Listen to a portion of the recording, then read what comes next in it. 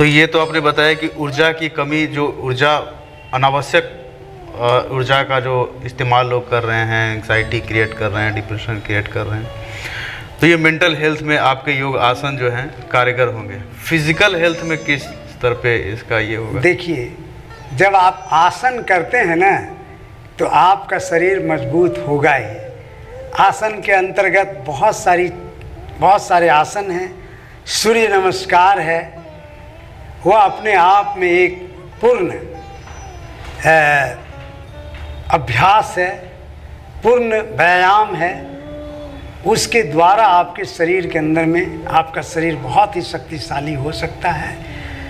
और मुद्रा बंद जैसी क्रियाओं से भी, प्राणायाम से भी आपके शरीर में बहुत अधिक ऊर्जा आएगी, शक्तिशाली शरीर होगा और मन भी बहुत ज़्यादा आपका हमेशा तरोताज़ा रहेगा जी। और एकदम पूरी तरह से स्वस्थ हो सकते हैं।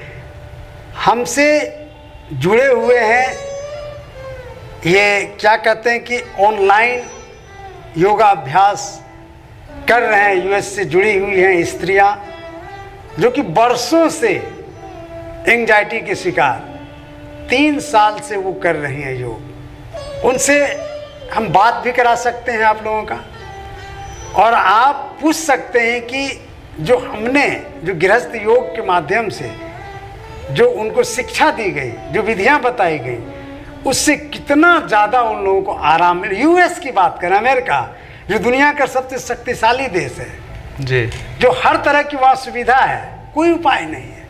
लोग डिप्रेशन से मर रहे हैं, तनाव है, एंग्जाइटी है, परेशान है, उसके पास कोई उपाय नहीं है कि कैसे इसका निदान हो। और हमने आपको बताया ना कि 1980 से लेकर के अब तक मेरी आध्यात्मिक यात्रा चल रही है। जब पिछले 10 साल तक 80 से लेकर के 90 तक प्रजापति ब्रह्मा कुमारी ईश्वरीय विश्वविद्यालय में भी हम बहुत दिनों तक 10 साल तक साधना करते रहे।